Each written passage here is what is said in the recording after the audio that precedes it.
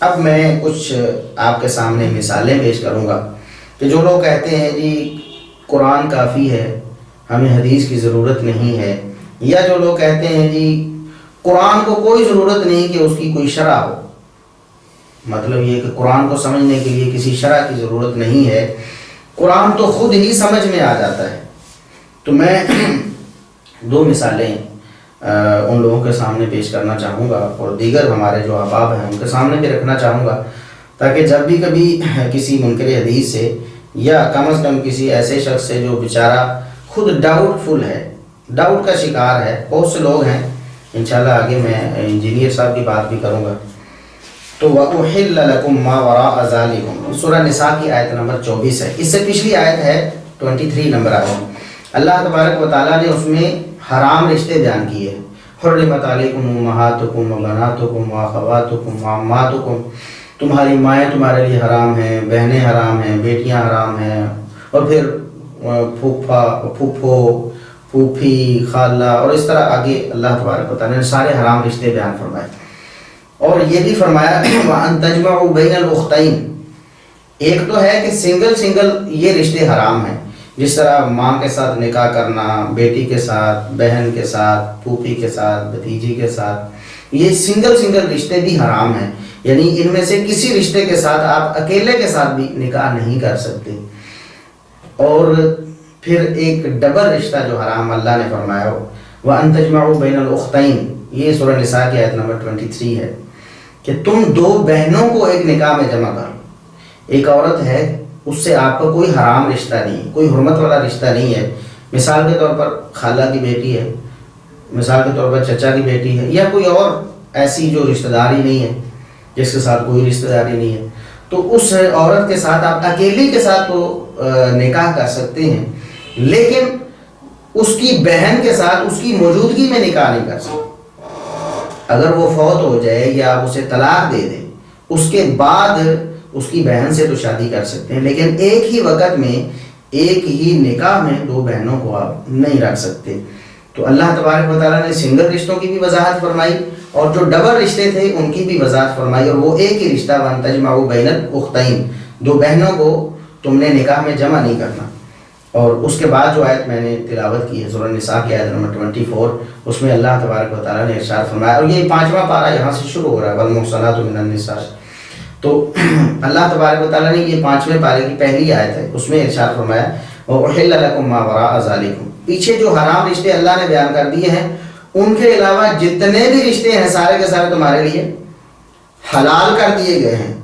سارے کے سارے رشتے حلال. سنگل رشتے بھی اللہ نے بیان کیے اور ڈبل بھی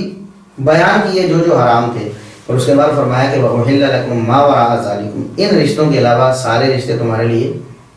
حلال ہیں. اب جو لوگ کہتے ہیں کہ قرآن کو سمجھنے کے لیے حدیث کی ضرورت نہیں ہے، اور یہ کہنا کہ قرآن کو سمجھنا حدیث کا محتاج ہے، یہ توہین ہے، اور یہ پتہ نہیں معاذ اللہ صراحتاً توہین ہے، یہ بات کہتے ہیں. وہ ہمیں بتائیں کہ اللہ تبارک و تعالیٰ نے جو رشتے حرام بیان کیے ہیں ان میں ڈبل ایک رشتہ بیان کیا کہ دو بہنوں کو ایک وقت نکاح میں جمع نہیں کرنا. تو خالہ اور بھانجی اور پھوپھی اور بھتیجی، یہ دو اور رشتے بھی ہیں جو مسلمانوں کے نزدیک اجماعی اور اتفاقی طور پر حرام ہیں.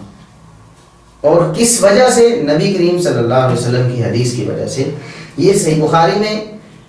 5109 نمبر اور صحیح مسلم میں 1408 نمبر حدیث موجود ہے. سیدنا ابو ہریرہ رضی اللہ تعالیٰ عنہ بیان کرتے ہیں کہ ان رسول اللہ صلی اللہ علیہ وسلم قال لا یجمع بین المرأة وعمتها ولا بین المرأة وخالتها، کہ جس طرح ایک عورت کو اس کی بہن کے ساتھ جمع نہیں کیا جا سکتا ایک وقت ایک نکاح میں، اسی طرح خالہ کو بھانجی کے ساتھ اور پھوپھی کو بھتیجی کے ساتھ بھی جمع نہیں کیا جا سکتا. اگر کوئی شخص یہ کہے کہ قرآن میں جو کچھ آ گیا ہے اس کی وضاحت کی کوئی ضرورت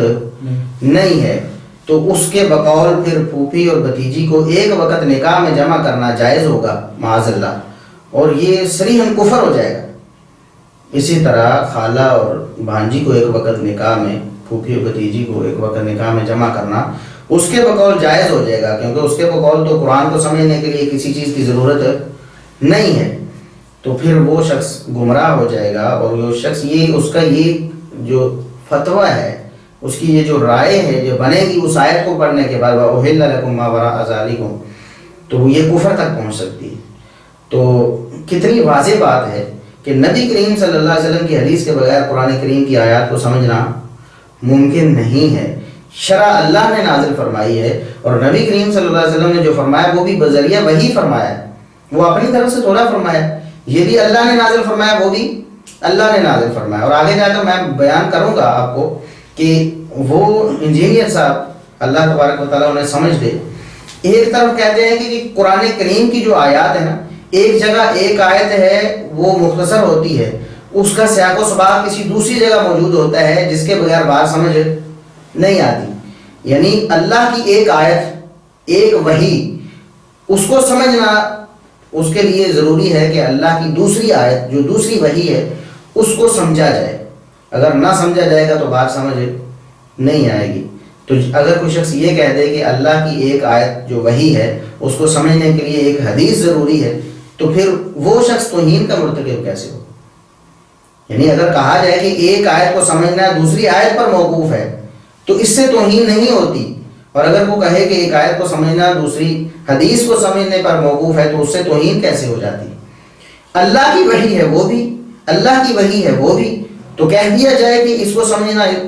ضروری ہے کہ اس کو سمجھا جائے، اس کو سمجھنے کے لیے اس میں کون سی توہین ہو جاتی ہے؟ دوسری مثال یہ سورہ انعام کی آیت نمبر 103 ہے، لا تدرکہ الابصار لا تدرکہ الابصار وہو یدرک الابصار۔ اللہ تبارک و تعالیٰ نے ارشاد فرمایا کہ آنکھیں اللہ کا احاطہ نہیں کر سکتی، اللہ کا ادراک نہیں کر سکتی، دوسرے لفظوں میں اللہ کو کوئی دیکھ نہیں سکتا۔ یہ سورہ انعام کی آیت نمبر 103 ہے۔ تو اس آیت کی روح سے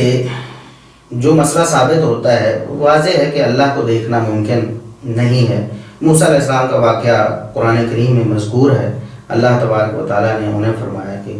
لن ترانی، آپ مجھے دیکھ نہیں سکیں گے۔ اب کچھ لوگ ایسے ہیں جن کے ذہن میں یہ بات سما گئی، جن کا دماغ الٹا ہو گیا، انہوں نے کہا کہ قرآن کو سمجھنے کے لیے کسی حدیث کی ضرورت نہیں، معتزلہ جیسے ہیں۔ اور محدثین نے بڑا جامع رد کیا، تابعین سے لے کر تبع تابعین اور ائمہ دین، بڑے اقوال ملتے ہیں اس حوالے سے کہ انہوں نے رؤیت باری تعالیٰ کا قیامت کے دن بھی انکار کر دیا۔ معتزلہ نے انہوں نے کہا کہ قرآن میں اللہ نے لکھا ہے کہ آنکھیں اللہ کو دیکھ نہیں سکتی، لہٰذا یہ کہنا کہ قیامت کے دن مومن اللہ کو دیکھیں گے یہ بھی قرآن کے خلاف ہے، ہمیں قرآن کو سمجھنے کے لیے کسی حدیث کی ضرورت نہیں ہے۔ گمراہ ہو گئے، اور محدثین نے بڑی بڑی عقیدے کی جو کتابیں لکھی ہیں اس میں بڑا جامع اور بڑا تفصیل کے ساتھ رد کیا ان لوگوں کی گمراہی کا۔ اب صحیح بخاری میں 556 اور صحیح مسلم میں 633 نمبر حدیث ہے۔ قرآن کریم کی آیت ظاہراً ایسے لگتا ہے، حالانکہ وہ بھی اللہ کی وحی ہے، اس سے مراد بھی وہی تھی جو حدیث نے بتائی، لیکن سمجھنے والے نے یہ سمجھا کہ حدیث کو تو ضروری کوئی نہیں ہے قرآن سمجھنے کے لیے۔ نبی کریم صلی اللہ علیہ وسلم نے فرمایا، یہ سیدنا جریر بن عبداللہ بجلی رضی اللہ تعالیٰ عنہ بیان کرتے ہیں، قلنا عند النبی صلی اللہ علیہ وسلم، ہم نبی کریم صلی اللہ علیہ وسلم کے پاس موجود تھے، فنظر الی القمر لیلۃ، ایک رات، اور یہ رات حدیث میں موجود ہے کہ یہ 14ویں تاریخ تھی چاند کی، جب چاند پورا ہوتا ہے لیلۃ البدر، تو اس رات میں آپ صلی اللہ علیہ وسلم نے چاند کی طرف دیکھ کے ارشاد فرمایا، انکم سترون ربکم کما ترون ھذا القمر، کہ میرے امتیو، میرے صحابہ، تم ان قریب اپنے رب کو دیکھو گے۔ قیامت کے دن کی بات ہے، قیامت کے دن تم ضرور اپنے رب کو دیکھو گے، بالکل اسی طرح جس طرح تم چاند کو دیکھ رہے ہو۔ چاند کو دیکھتا ہے بڑی آسانی کے ساتھ ہر بندہ دیکھ لیتا ہے، تو اللہ تبارک و تعالیٰ کو بھی تم آرام سے دیکھ سکو گے، کوئی تنگی بھی نہیں ہوگی، کوئی تکلیف بھی نہیں ہوگی، کوئی بھیڑ بھی نہیں ہوگی، تم اللہ تبارک و تعالیٰ کا دیدار کرو گے۔ لیکن جن لوگوں نے کہا کہ قرآن کو سمجھنے کے لیے حدیث ضروری نہیں ہے، اور حدیث قرآن کا مفہوم بیان نہیں کر سکتی، بلکہ قرآن تو خود ہی اپنا مفہوم بیان کرتا ہے، اور کچھ لوگ یہ کہتے ہیں، جیسا کہ میں آگے بیان کروں گا، وہ انجینئر صاحب بھی کہتے ہیں، اللہ تعالیٰ انہیں ہدایت دے، وہ کہتے ہیں کہ جی قرآن تو عقیدے کی کتاب ہے، اور عقیدے کے حوالے سے کسی چیز کی ضرورت نہیں، قرآن کافی ہے. کیوں نہیں؟ اب ہم ان سے پوچھتے ہیں کہ قیامت کے دن اللہ تبارک و تعالیٰ کی رؤیت باری تعالیٰ، یہ مسئلہ عقیدے کا ہے یا نہیں؟